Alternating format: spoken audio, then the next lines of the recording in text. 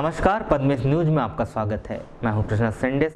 Padmesh city cable के सभी दर्शकों को गणेश उत्सव की हार्दिक शुभकामनाएं। सबसे पहले नजर आज के हेडलाइंस पर। भक्ति और आस्था के साथ शुरू हुआ विघ्न विनाशक की उपासना का महापर्व गणेश उत्सव। घर घर विराजे रिद्धि सिद्धि के दाता, गणराज की आराधना में डूबे भक्त। गुरुजन सम्मान समारोह की रूपरेखा बनाने कृषि मंत्री ने ली बैठक। 5 से 10 सितंबर के बीच होगा आयोजन। महामहिम राष्ट्रपति को बुलाने की तैयारी। जननी एक्सप्रेस वाहन के वेंडरों ने शुरू की प्रदेश व्यापी अनिश्चितकालीन हड़ताल। 3 माह से वेतन न दिए जाने पर नाखुश वेंडरों ने खड़े किए जननी एक्सप्रेस वाहन। मरीजों को तलाशना पड़ा दूसरा विकल्प। नेत्रहीन आदिवासी छात्रा के साथ दुराचार करने वालों को पुलिस ने धर दबोचा। छात्रा के बड़े पिता का बेटा ही निकला आरोपी। और कृषि मंत्री ने सोसाइटियों को किया POS मशीन का वितरण। अब किसानों के खातों में सीधे आएगी फर्टिलाइजर की अनुदान की राशि। अब समाचार विस्तार से। प्रथम पूज्य भगवान गणेश जी की विशेष उपासना का महापर्व गणेश महोत्सव शुरू हो गया है। शुक्रवार को अनेक घरों और सार्वजनिक स्थलों पर विघ्न विनाशक की मनोहारी प्रतिमाएं विराजित की गई। जिला मुख्यालय सहित ग्रामीण अंचलों में शुक्रवार को विघ्नहर्ता भगवान श्री गणेश की प्रतिमाएं धार्मिक आस्था के साथ विराजित की गई। रिद्धि सिद्धि के दाता भगवान गणेश जी की स्थापना पर प्रतिवर्ष की तरह इस वर्ष भी भक्तों में पूर्ण उत्साह उमंग देखा गया और शहर के विभिन्न चौक चौराहों में बाजे गाजे के साथ गणराज की स्थापना की गई और स्थापना के बाद ही विभिन्न पंडालों में भगवान गणेश जी की पूजा अर्चना और आरती शुरू हो गई। वहीं बाजार में भी पूरे दिन चहल पहल बनी रही। इस दौरान कई लोगों को घरों में प्रतिमाएं स्थापित करने के लिए मूर्तियां खरीदते देखा गया। आपको बता दें कि भादो मास की शुक्ल चतुर्थी पर प्रतिवर्ष भगवान श्री गणेश जी 10 दिनों के लिए विराजित किए जाते हैं, लेकिन इस वर्ष गणेश उत्सव का यह महापर्व 10 दिनों की अपेक्षा 12 दिनों तक चलेगा, जिसे अद्भुत संयोग माना जा रहा है। आओ ना गण राजा हमारे घर आंगन। आओ ना गण राजा हमारे घर आंगन। आओ ना गण राजा हमारे घर आंगन। आओ ना गण राजा हमारे घर आंगन। अर्ज़ लगाए बिटिया ये तेरी, अर्ज़ लगाए देवा। आओ ना गण राजा हमारे घर आंगन। आओ ना गण।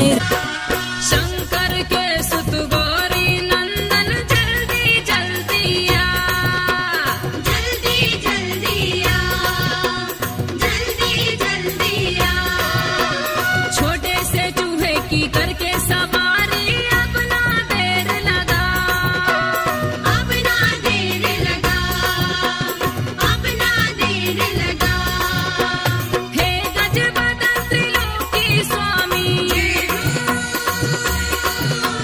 हे गजबदन त्रिलोकी स्वामी, लड़वन भोग तू खा जा। गणराजा गणराजा अंगना पधार मोरे गणराजा। गणराजा गणराजा अंगना पधार मोरे गणराजा। देव की तुम देव देव मेरे गणपति देवा। देव की तुम देव देव मेरे गणपति देवा। माता तेरी पार्वती और पिता महादेवा, गणपति राखो मेरी लाज। गणपति राखो मेरी लाज। पूरन कीजे मेरे काज, पूरन कीजे मेरे काज। गणपति राखो मेरी लाज। गणपति राखो मेरी लाज।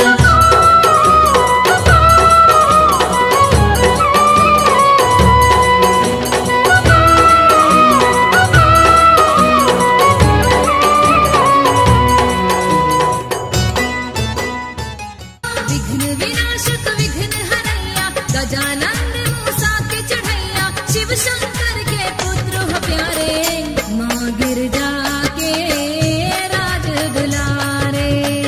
माँ गिरजा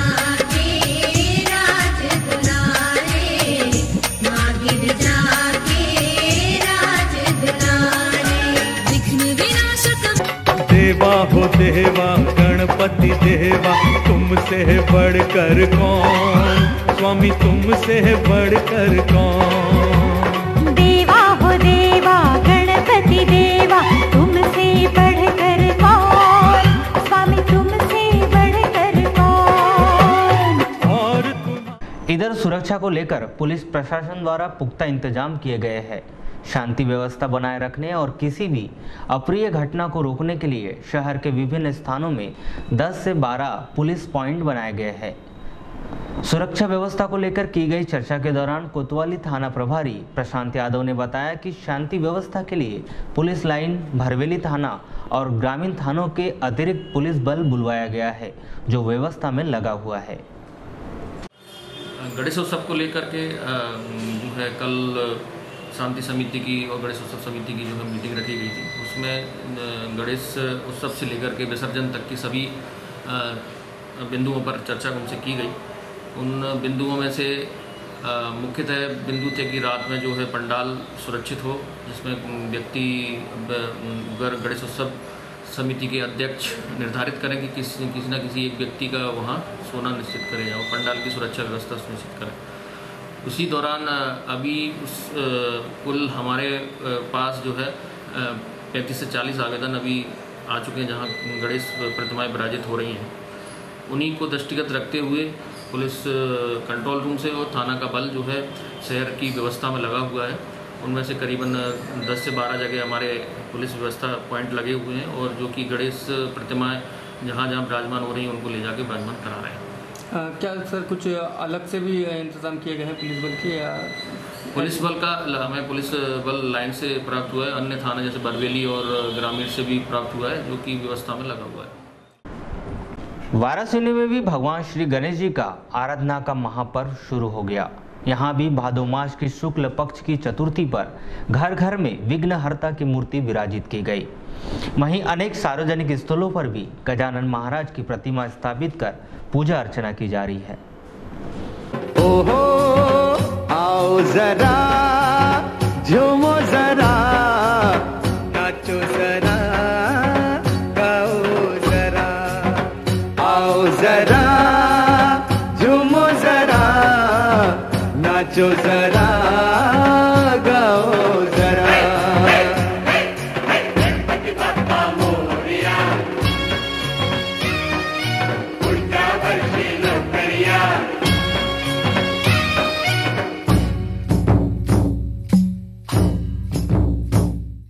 शिक्षक दिवस के अवसर पर शासन द्वारा शहर में गुरुजन सम्मान समारोह का आयोजन किया जाएगा, जिसमें जिले के शिक्षकों को सम्मानित करने की योजना बनाई गई है। आयोजित इस कार्यक्रम को व्यापक रूप प्रदान करने के लिए शुक्रवार को कृषि मंत्री गौरीशंकर बिसेन की प्रमुख उपस्थिति में एक बैठक का आयोजन किया गया।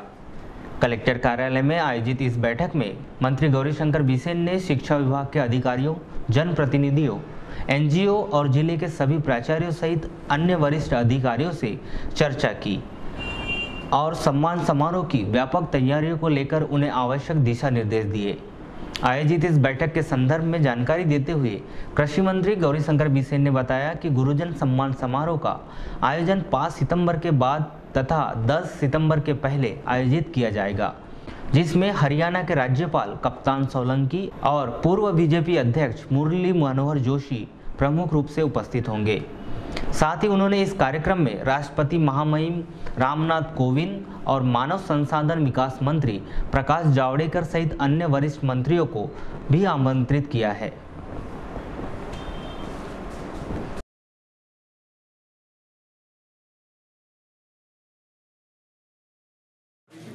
इस वर्ष भी गुरुजन सम्मान समारोह बालाघाट में आयोजित किया जाना है और उसकी तैयारी को लेकर के हमने एक बैठक आहूत की थी, जिसमें जिले के सभी प्राचार्यों को, प्रभारी प्राचार्यों को और सभी हमारे एजुकेशन ट्रैवल के हमारे अधिकारियों को, जिला प्रशासन के अधिकारियों को हमने बुलाया था।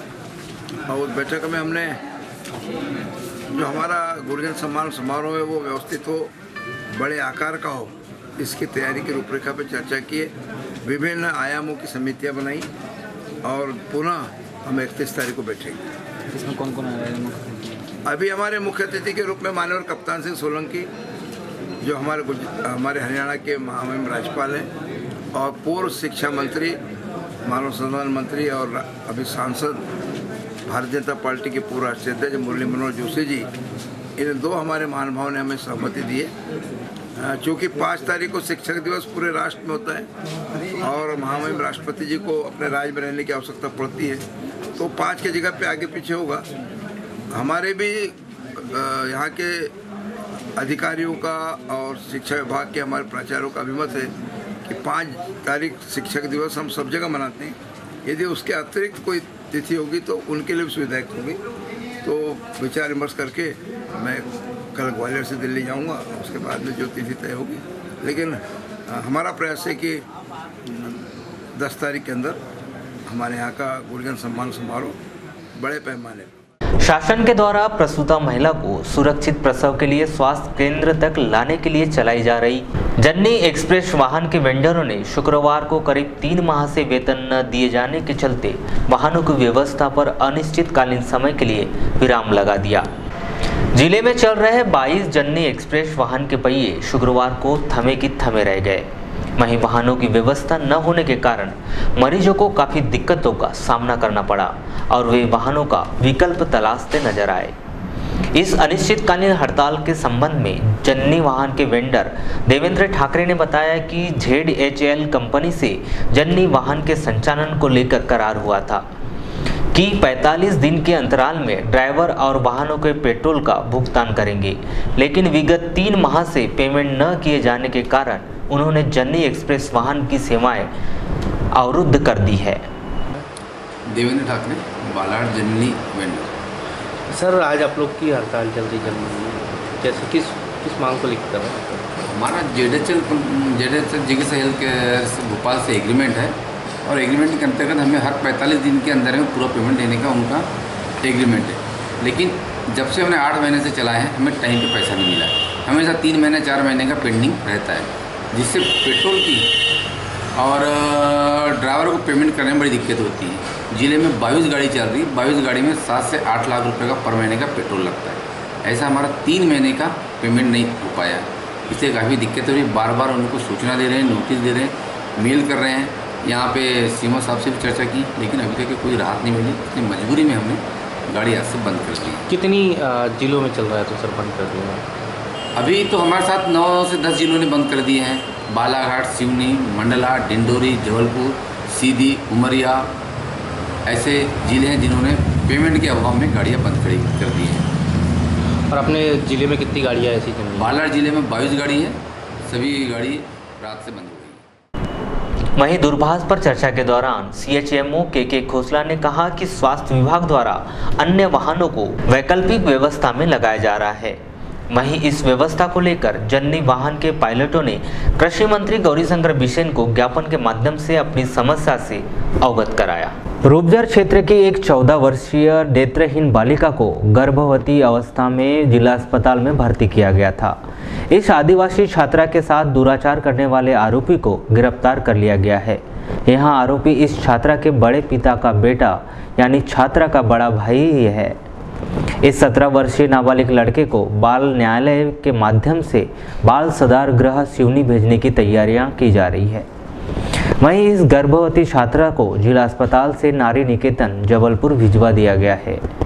इस छात्रा ने पहले पुलिस को जानकारी दी थी कि किसी अज्ञात व्यक्ति द्वारा उसके साथ दुराचार किया गया था, जिससे वह गर्भवती हो गई। लेकिन पुलिस द्वारा छात्रा से कड़ी पूछताछ करने पर छात्रा ने सच्चाई पुलिस को बताई और यहाँ भी बताया कि उसके साथ दुराचार करने वाला उसके बड़े पिता का बेटा यानी उसका बड़ा भाई ही है। तब पुलिस ने उस 17 वर्षीय नाबालिग लड़के को दुराचार के आरोप में गिरफ्तार कर लिया। नगर के जिला सहकारी केंद्रीय बैंक के सभा कक्ष में शुक्रवार को कैबिनेट मंत्री गौरीशंकर बिसेन के द्वारा DBT योजना के तहत प्राथमिक शाख सहकारी समितियों को POS मशीन का वितरण किया गया। जिला सहकारी केंद्रीय बैंक में आयोजित कार्यक्रम के दौरान प्रमुख रूप से जिला सहकारी बैंक के अध्यक्ष राजकुमार रायजादा, मुख्य प्रबंधक PS धनवाल, पूर्व अध्यक्ष उदय सिंह नागपुरे, सुरजीत सिंह ठाकुर सहित बैंक के तमाम स्टाफगण मौजूद रहे। कार्यक्रम के दौरान कैबिनेट मंत्री श्री बिसेन ने कहा कि आईटी के क्षेत्र में हम तेजी से आगे बढ़ रहे हैं। वैसे तो पीओएस मशीन आम चलन की मशीन हो गई है, लेकिन इस मशीन के प्रयोग से भ्रष्टाचार पर अंकुश लगेगा। यह मशीन मील का पत्थर साबित होगी। कैबिनेट मंत्री श्री बिसेन ने कहा कि हमें देश की फर्टिलाइजर की पूर्ण पूर्ति के लिए विदेशी मुद्रा लगानी पड़ रही है। हमें खाद के संतुलित प्रयोग से विदेशी मुद्रा को बचाना है।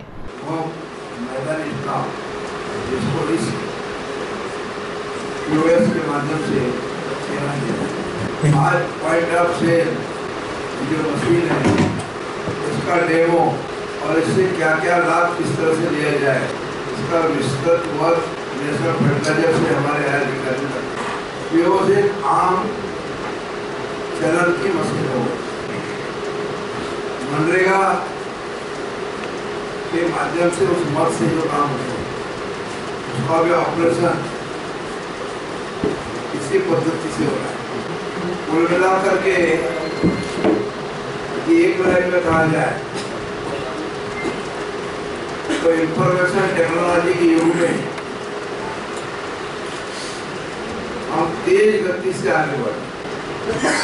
हमारे पार्टी के जनरल सेक्रेटरी और बाद में संचार मंत्री बने स्वर्गीय प्रमोद महाजन साहब और श्रद्धेय अटल बिहारी वाजपेयी जी ने सूचना प्रौद्योगिकी को आईटी को इस राष्ट्र में आगे बढ़ाने का काम किया, उसको भारत की धरती पर उतारा। जब प्रमोद महाजन जी कहा करते थे कि एक दिन ऐसा आएगा कि मुंबई के बाजार में गलियों से चलने वाली हमारी चना फटोरा बिकने वाली बहन अपना सौदा मोबाइल के माध्यम से 35 से 50 मंजिल का जो उसका क्रेता है खरीदार है उसके अपना लेन देन का भाव तय करें। आश्चर्य लगता था, लेकिन आज वहीं जिला सहकारी बैंक के अध्यक्ष श्री रायजादे ने कहा कि किसानों का भटकाव ही भ्रष्टाचार को जन्म देता है, लेकिन पीओएस मशीन से फर्टिलाइजर के लिए मिलने वाला अनुदान सीधे किसानों के बैंक खातों में जाएगा और भ्रष्टाचार पर रोक लग पाएगी। बीज हो चाहे ऋण हो और जो भी उन्हें दिया जाए उसके अंकन के लिए, उसके लेखांकन के लिए उसे इधर उधर कहीं ना भटकना पड़े, क्योंकि ये जो भटकाव है यही भ्रष्टाचार को जन्म देता है। जैसे ही आपने अपना सामान उठाया और वह आपके नेट के माध्यम से आपके इसमें लेखांकित हो गया, तो मामला ये है कि इसके बीच में जो कुछ करने का मौका किसी कर्मचारी को या किसी अन्य व्यक्ति को या किसी एजेंसी को मिलता है वो नहीं मिल पाता। लगातार इस प्रयत्न में लगे हुए हैं कि आने वाले 2 सालों में प्रत्येक किसान की उपज का दुगना लाभ वो कमा सके, दुगने लाभ की प्राप्ति कर सके। इसी प्रक्रिया में हम लगातार हर पल कोई ना कोई कार्यक्रम आपके सामने आता रहेगा। आज ये मशीनें आपको आवंटित की जा रही है जो सभी बैंक के मुख्य प्रबंधक पीएस धनवाल के द्वारा कार्यक्रम के विषय में आवश्यक जानकारी दी गई। जो पीओएस मशीन है ये भारत सरकार की डीबीटी योजना के अंतर्गत पीओएस मशीन के माध्यम से कृषकों के खाते में डायरेक्ट बेनिफिट ट्रांसफ़र होना है। इसके तहत जो फर्टिलाइज़र में सब्सिडी जो प्राप्त अभी हो रही है अभी वो मैन्युफैक्चर के एंड पे प्राप्त होती है। भारत सरकार की योजना ये है कि वो अब कृषकों के एंड पे ख़त्म हो, मतलब जो फर्टिलाइज़र किसान परचेज करता है उसका जो अनुदान है सीधे उसके खाते में ही प्राप्त होगा। तो यदि उस तरीके से देखा जाए तो निश्चित रूप से ये कृषकों के हित में बहुत आगे भविष्य में बहुत लाभकारी होगा और इसके तहत जो कृषकों को अनुदान प्राप्त होना चाहिए वास्तविक जो उपभोक्ता है, वास्तविक जो किसान है उनके खाते में ही प्राप्त होगा। इसमें कोई बिचौलिया फर्टिलाइज़र का अन्य इंडस्ट्रीज वगैरह में जो उपयोग करते हैं उसमें जो अनुदान का अभी वो लाभ ले लेता है वो लाभ नहीं ले पाएगा, इसलिए ये काफ़ी महत्वपूर्ण योजना है। सर ये बताएं कितने ऐसे हैं जहाँ पर ये मशीन सभी जगह जाएगी? ये जो जिला सहकारी केंद्रीय बैंक से संबद्ध 126 प्राथमिक कृषि साख सहकारी समितियां को आज हमने यहाँ पर बुलाया है। योजना तो समस्त जो रिटेलर है फर्टिलाइजर में, चाहे वो गवर्नमेंट का हो, चाहे वो कोऑपरेटिव सेक्टर का हो, चाहे वो प्राइवेट हो, सबको देना है। लेकिन आज जो यहाँ पर जिला सहकारी केंद्रीय बैंक में जो कार्यक्रम रखा है, जिसमें प्रदेश के यशस्वी माननीय कृषि मंत्री महोदय के द्वारा मशीनों को जो वितरण किया गया है, वो प्राथमिक कृषि साख सहकारी समितियाँ हैं। प्रदेश सरकार द्वारा प्रारंभ की गई मुख्यमंत्री तीर्थ दर्शन योजना के तहत शुक्रवार की शाम बालाघाट से एक स्पेशल ट्रेन द्वारकापुरी के लिए रवाना हुई। इसमें बालाघाट और सिवनी के बुजुर्ग व्यक्ति तीर्थ दर्शन के लिए रवाना हुए। इन तीर्थ यात्रियों ने मुख्यमंत्री की इस योजना की सराहना की। शकुन भाई, कहाँ से आए हैं आप? धनौरा सिवनी जिला से आए। सिवनी जिले से आए। हाँ। कहाँ जा रहे हैं आप? हम क्या कहते हैं, द्वारकापुरी। अच्छा, क्यों जा रहे हैं आप वहाँ पे? तीर्थ करने जा रहे हैं, भगवान के दर्शन के लिए जा रहे हैं। कितने लोग आए वहाँ से सिवनी से? कितने लोग आए हैं? हम 10-11 लोग। 10-11 लोग। आपका? राम सिंह डहरवाल। कहाँ से हैं आप? पुरी। अच्छा, पुरी। कहाँ जा रहे हैं अभी आप लोग? ये क्या कहते हैं, द्वारकापुरी। अच्छा, ये बताइए, मध्य प्रदेश शासन ने जो योजना जो चालू की है, जिससे सभी लोगों को तीर्थ स्थान जैसे द्वारकापुरी कई जगह, कैसा महसूस कर रहे हैं आप? बहुत बढ़िया है, बहुत अच्छा है। इससे पहले और गए हैं क्या ऐसे? नहीं, अपन तो पहली बार जा रहे हैं अभी। कितने लोग जा रहे हैं आपके साथ में? हम तो 2 पति पत्नी है ना। वहीं इस तीर्थ यात्रियों के साथ जा रहे व्यवस्थापक अशोक टेकाम ने व्यवस्था संबंधी जानकारी दी। अशोक टेकाम क्या है सर? अनुरक्षक की। सर, आज तीर्थ द्वारकापुरी जा रहे हैं आप, कितने लोगों को ले जा रहे हैं? 180 लोगों को। कैसी क्या व्यवस्था रहेगी? यहाँ पे पूरी जाने आने की व्यवस्था रहेगी, खाने पीने की पूरी शासन द्वारा पूरी व्यवस्था की। कितने दिनों का ये? 4 दिन। ये अभी आज 25 से 30 तक। 30 आपके साथ में कितने लोग जा रहे हैं? कौन कौन जा रहा है आपके साथ में? हमारे साथ 4 लोग हैं अनुरक्षक में, महेश चामलाटे, रवि गणवीर और पुलिस बल भी है साथ। हाँ, कितने हैं? 5 लोग। इसमें सिर्फ बालाघाट के लोग हैं कि सिवनी वगैरह के? सिवनी के भी हैं, इसमें से सिवनी जिला सिवनी से भी यहाँ पर। अब उनकी संख्या नहीं मालूम। दोनों मिला के आगामी 15 व 16 सितंबर को वैश्य समाज का संभागीय महासम्मेलन का आयोजन सिवनी जिले में किया गया है, जिसमें समाज की एकजुटता और उसके उत्थान पर बल दिया जाएगा। आयोजित इस 2 दिवसीय महासम्मेलन की रूपरेखा सुनिश्चित करने के लिए शुक्रवार को अग्रसेन भवन में एक अहम बैठक का आयोजन किया गया, जिसमें वैश्य संगठन के प्रदेश महामंत्री विजय झांझेट की प्रमुख उपस्थिति में आयोजित महासम्मेलन पर चर्चा की गई।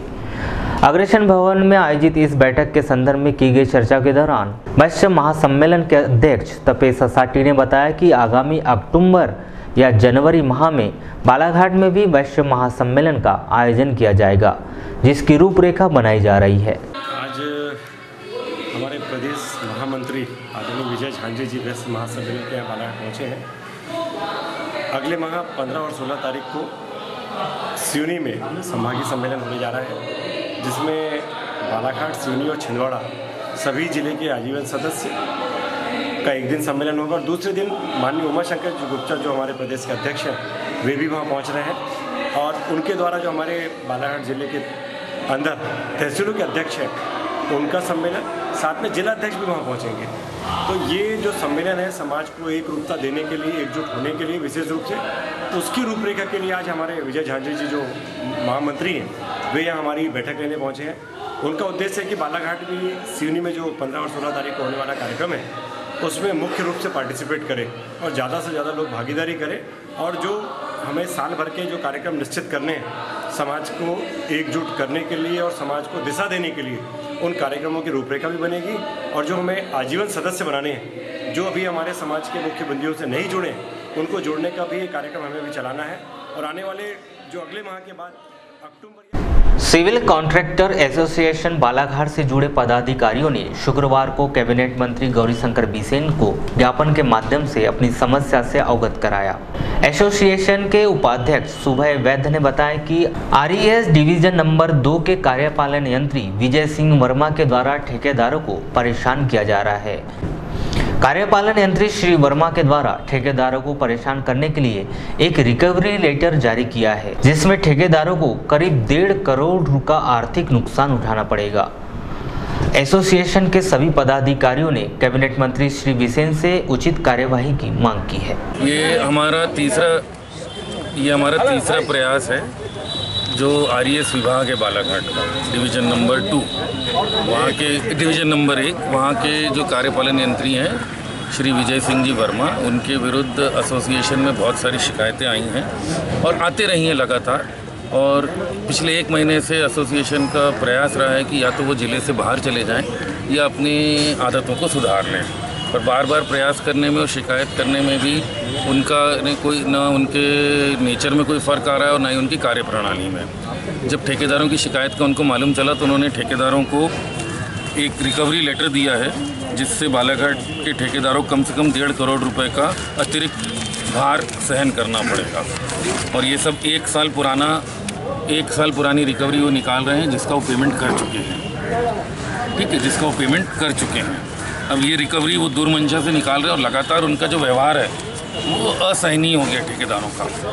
आरईएस में सब प्रकार के ठेकेदार काम करते हैं, बड़े ठेकेदार भी काम करते हैं, छोटे ठेकेदार भी काम करते हैं, और एसोसिएशन का एक उत्तरदायित्व होता है कि वो सारे ठेकेदारों को साथ में लेकर चले। कोई एसोसिएशन कोई एक बहुत बड़े ठेकेदारों की या छोटे ठेकेदारों की नहीं, सबका सम्मिलित वो है। तो बहुत सारे छोटे ठेकेदारों की शिकायत थी। सुहागन महिलाओं द्वारा अपने पति की दीर्घायु की कामना को लेकर और अविवाहित युवतियों द्वारा सुयोग्य वर की प्राप्ति के लिए गुरुवार को तीजा व्रत रखकर विशेष पूजा अर्चना की गई। इसके बाद रात को जागरण कर भजन कीर्तन किए गए। फिर सुबह भी पूजा अर्चना के बाद पूजन सामग्रियों का नदी, तालाब और नहरों में विसर्जन किया गया।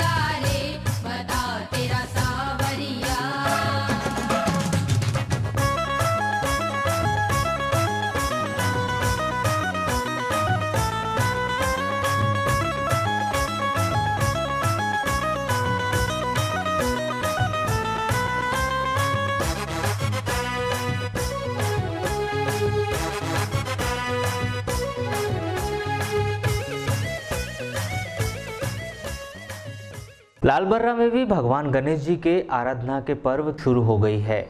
गणेश चतुर्थी पर लोगों ने अपने आराध्य देव की मूर्ति अपने घरों में विराजित कर पूजा अर्चना की। वहीं अनेक समितियों द्वारा रिद्धि सिद्धि के दाता की मूर्ति सार्वजनिक स्थलों पर भी विराजित किया है।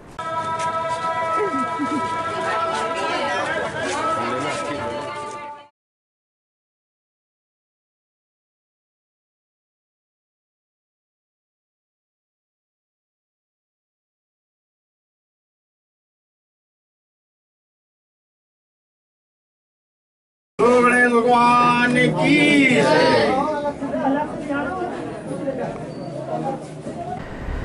लालबर्रा क्षेत्र में मानपुर कटंगी मार्ग पर ग्राम बल्लारपुर के प्रवेश द्वार में स्थित पुलिया की हालत जर्जर होती जा रही है।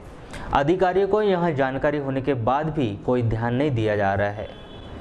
पुलिया की दीवार धसकने से नल जल योजना के पाइप फूट गए हैं। इस कारण 15 दिनों से गांव की आधी आबादी को शुद्ध पेयजल प्रदान नहीं किया जा सका है। क्षेत्रीय लोगों ने तत्काल इस ओर ध्यान दिए जाने की मांग की है।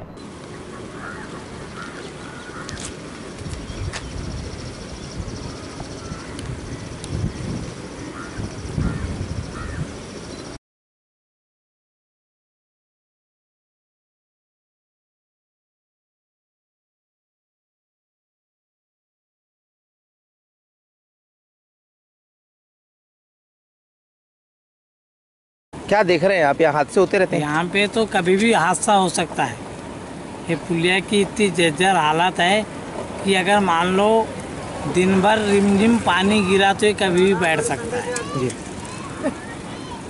और हादसे हुए यहाँ पे इसके पहले? अभी हादसा तो नहीं हुआ है, पर हादसा होने की फुल संभावना है जी।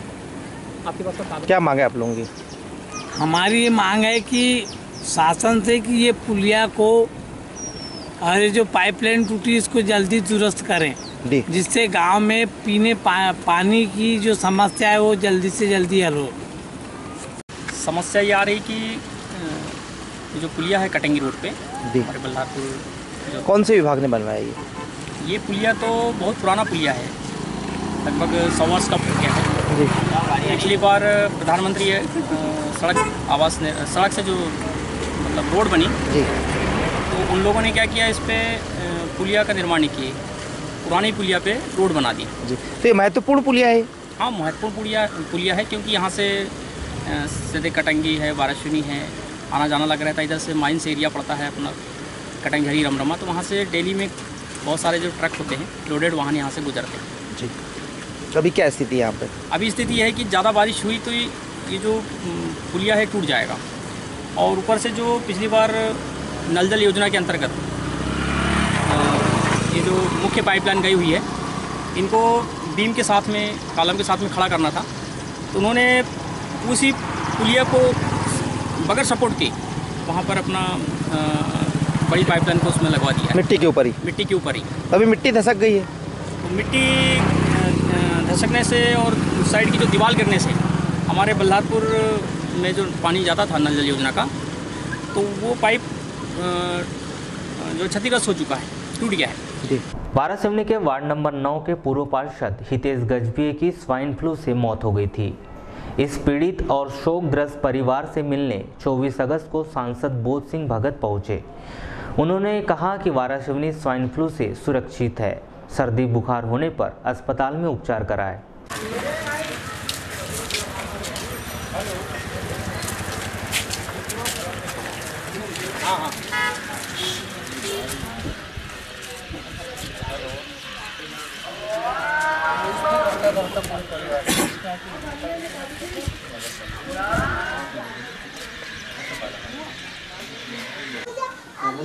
सर, आज वार्ड नंबर 9 में किस संबंध में आना हुआ?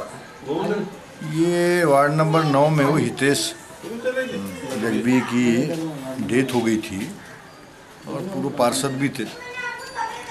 बड़ा दर्दनाक हादसा हुआ उनके परिवार में, तो इसलिए मैं उस समय था नहीं, दिल्ली चल दिया था, तो आज उनके परिवार से मिलने आ गया था। जिला स्तरीय त्रिरत्न बुद्ध विहार कोशमी में बौद्ध धम्म महिला परिषद का आयोजन किया गया।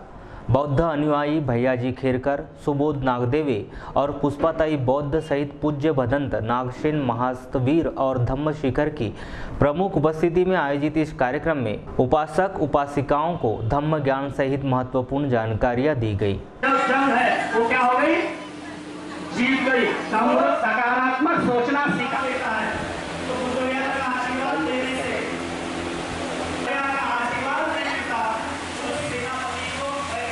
तो 5 दिन लड़ाई लड़ते हैं और 5 दिन लड़ाई लड़ने के बाद में विजय होकर वापस लौटते हैं कि सेनापति महोदय रुक जाइए, ये बुद्ध विहार के सामने हमें आशीर्वाद मिला था, इस बुद्ध विहार को तो हम धन्यवाद करें। सर, ये आज जो कार्यक्रम जो करवाया गया है, किस उपलक्ष्य में करवाया गया और क्या उद्देश्य है इस कार्यक्रम? उद्देश्य ये है कि हमारी जो महिलाएं मतलब सारी महिलाएं, सारे देश की महिलाएं ये संगठित हो और डॉक्टर बाबा साहब आम्बेडकर ने जो इनके लिए योगदान दिया, जो इनके लिए संविधान में व्यवस्था की है, जो इनके लिए संविधान में लिखा है, वो उनको ज़्यादा से ज़्यादा पढ़े, लाखों पढ़े, कानून को पढ़े और अपना जो अधिकार है वो अधिकार को प्राप्त करें। पंडित दीनदयाल उपाध्याय जन्म शताब्दी वर्ष के उपलक्ष्य में शुक्रवार को भारतीय जनता युवा मोर्चा द्वारा कबड्डी प्रतियोगिता का आयोजन किया गया। भारतीय जनता युवा मोर्चा द्वारा आयोजित इस प्रतियोगिता में जिले की एक कबड्डी टीम का गठन किया गया है, जो संभाग स्तरीय प्रतियोगिता में भाग लेने के लिए शनिवार को जबलपुर के लिए रवाना होगी। खेलो भारत अभियान के अंतर्गत बीजेपी कार्यालय मैदान में आयोजित इस प्रतियोगिता में बालाघाट नगर और वाराणसी ग्रामीण के बीच कबड्डी का फाइनल मुकाबला खेला गया, जिसमें उम्दा प्रदर्शन करते हुए बालाघाट नगर की टीम ने फाइनल का खिताब अपने नाम कर लिया।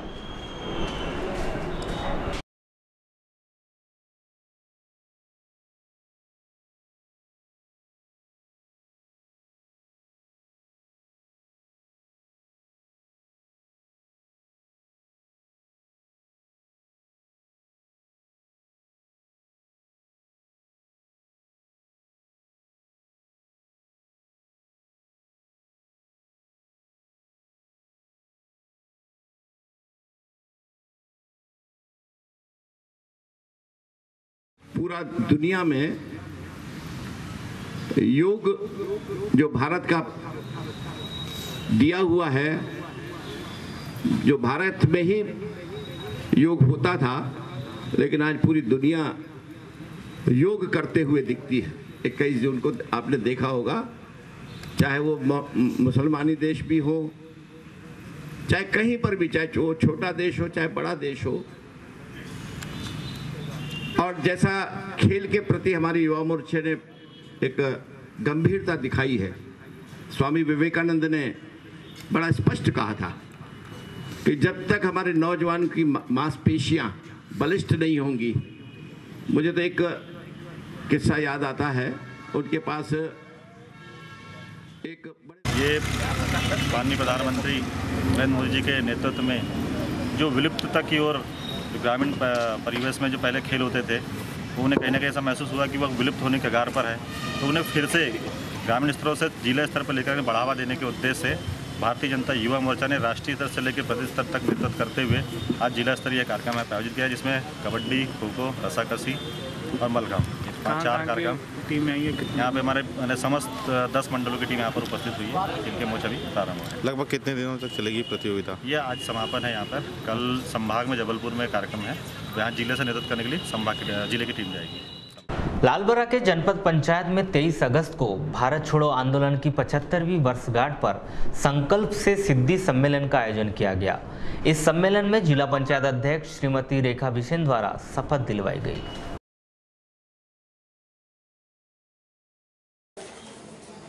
श्रीमती बिसेन मैडम से अनुरोध करूंगा कि हमारे प्रधानमंत्री जी का ये भारत छोड़ो आंदोलन के 75वीं वर्षगांठ के अवसर पर जो हम लोग संकल्प से सिद्धि सम्मेलन आज आयोजित कर रहे हैं, इस शुभ अवसर पर माननीय प्रधानमंत्री जी के संदेश का भारत छोड़ो आंदोलन हमारे इतिहास में एक मील का पत्थर है। महात्मा गांधी जी के करो या मरो के आह्वान से प्रेरित होकर हर हिंदुस्तानी ने भारत माँ को आज़ादी दिलाने का संकल्प लिया था। भारत छोड़ो आंदोलन की 75वीं वर्षगांठ पर हम उस जन आंदोलन में शामिल हर सेनानी को नमन करते हैं।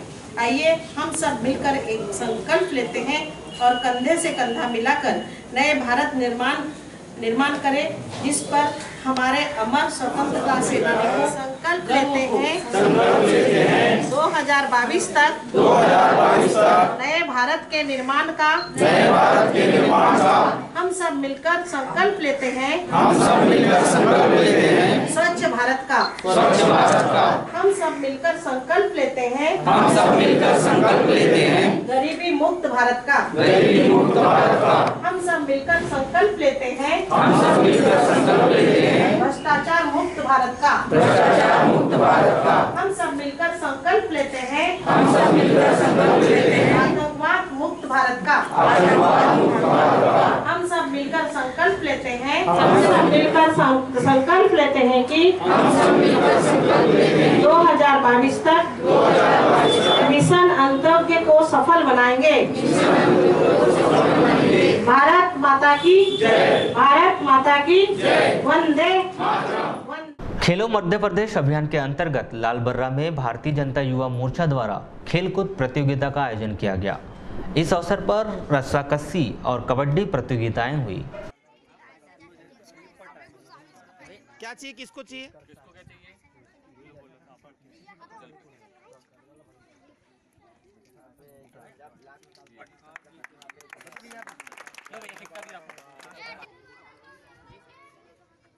ये थोड़ा आवाज नहीं आती।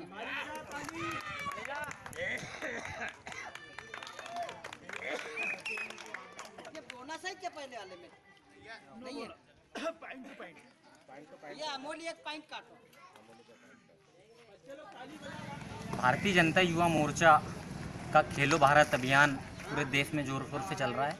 उसी के अंतर्गत भारतीय जनता युवा मोर्चा के जिला अध्यक्ष आदरणीय गजेंद्र भारद्वाज जी एवं इस कार्यक्रम के जिला प्रभारी मनोज पारदी जी के निर्देश अनुसार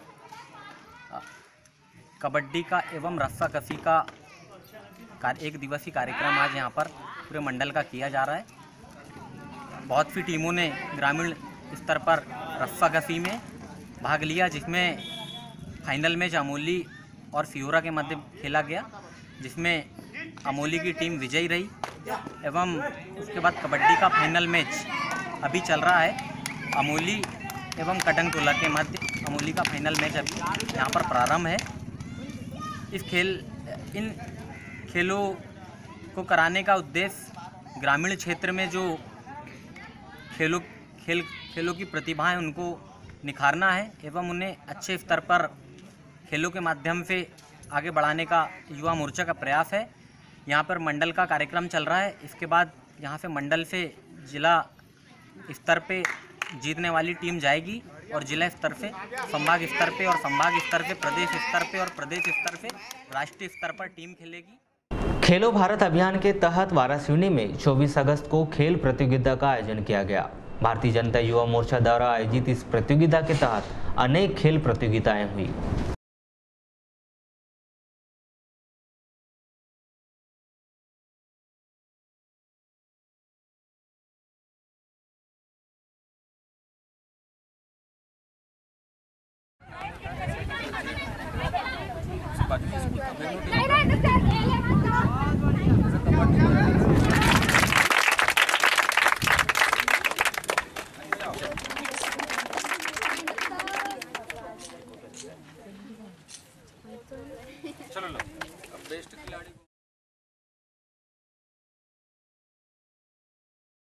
और ये पूरे भारत में किया जा रहा है, क्योंकि 2017 को इस वर्ष को पंडित दीनदयाल उपाध्याय जी की जन्म शताब्दी के रूप में पूरी पार्टी मना रही है। और विशेष रूप से इसमें भारतीय जनता पार्टी युवा मोर्चे के जो हमारे कार्यकर्ता भाई हैं वो लोग बहुत रुचि ले रहे हैं। और इसमें इन्होंने युवा जुड़ो अभियान की श्रृंखला को आगे बढ़ाते हुए खेलेगा युवा खेलेगा भारत ऐसा एक कार्यक्रम राष्ट्रीय स्तर से आया है। और इसके तहत विशेष करके ग्रामीण अंचल में इस कार्यक्रम को बहुत बढ़ावा दिया जा रहा है, ताकि हमारे पारंपरिक खेलों को फिर से प्रोत्साहन मिले और इन्हें प्रोत्साहन के तौर पर भारतीय जनता युवा मोर्चा के हमारे कार्यकर्ता अन्य प्रकार के पुरस्कार भी इनको किया गया था। आज खेलों को प्रोत्साहन देने और खेलों को बच्चों से जोड़ने के लिए, युवाओं से जोड़ने के लिए पंडित दीनदयाल जी उपाध्याय की जन्म शताब्दी वर्ष के उपलक्ष्य में ये हमारे 15 दिनों से प्रदेश स्तर में हमारे माननीय प्रदेश अध्यक्ष अभिलाष जी पांडे जी के नेतृत्व में पूरे प्रदेश भर में कार्यक्रम चलाया जा रहा है। खेलो भारत अभियान के तहत ग्रामीण स्तर में बच्चों को खेलों के प्रति जागरूक करने के लिए बच्चों से खेल कबड्डी, खो खो, रस्साकसी, मलखम्ब इन खेलों कार्यक्रम में खेलो भारत अभियान के तहत भारतीय जनता युवा मोर्चा के प्रदेश नेतृत्व के निर्देशानुसार हमारे आज यहाँ जिले के वाराणसी ब्लॉक में वाराणसी नगर एवं ग्रामीण मंडल भारतीय जनता पार्टी युवा मोर्चा के तत्वाधान में खेलेगा युवा खेलेगा भारत इस अभियान के तहत ग्रामीण परिवेश की जो छात्र छात्राएँ हैं उनकी आज क्रीड़ा प्रतियोगिता का यहाँ आयोजन किया गया था।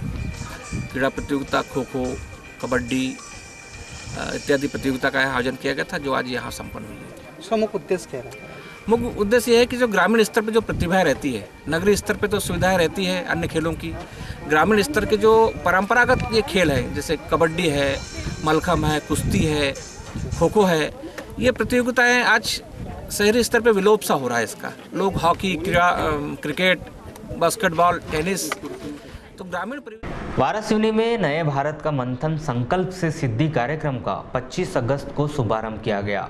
इस 2 दिवसीय कार्यक्रम के पहले दिन विधायक डॉक्टर योगेंद्र निर्मल, पूर्व विधायक प्रदीप जायसवाल, स्वतंत्रता संग्राम सेनानी हीरालाल ताम्रकार और नगर पालिका अध्यक्ष विवेक पटेल प्रमुख रूप से उपस्थित रहे। कार्यक्रम में शामिल लोगों को विधायक डॉक्टर निर्मल द्वारा नए भारत के निर्माण के लिए संकल्प दिलाया गया। इस कार्यक्रम के पहले दिन रंगोली, प्रश्न मंच और कबड्डी प्रतियोगिताएं भी हुई। कार्यक्रम के दौरान स्वतंत्रता संग्राम सेनानी हीरालाल ताम्रकार का शाल और श्रीफल से सम्मान भी किया गया।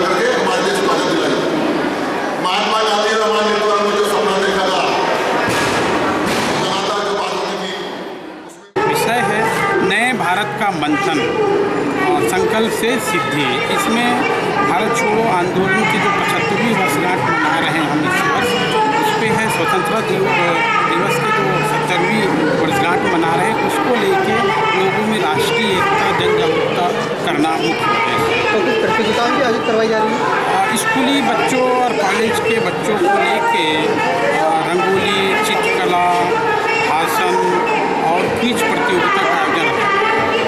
2 दिवस में क्या क्या होना है सर? 2 दिवस में प्रथम दिवस आज 25 तारीख को क्षेत्रीय प्रचार निदेशालय द्वारा रंगोली, चित्रकला, नाटक, फिल्म शो, इस तरह का कार्यक्रम रखा गया है। 26 तारीख को महिलाओं को लेके और आंगनवाड़ी की महिलाओं को लेके, राष्ट्रीय आजीविका मिशन की महिलाओं को लेके, पंचायत के जो प्रतिनिधि हैं उनको लेके कल इसी तरह का आयोजन देशभक्ति से ओतप्रोत पुनः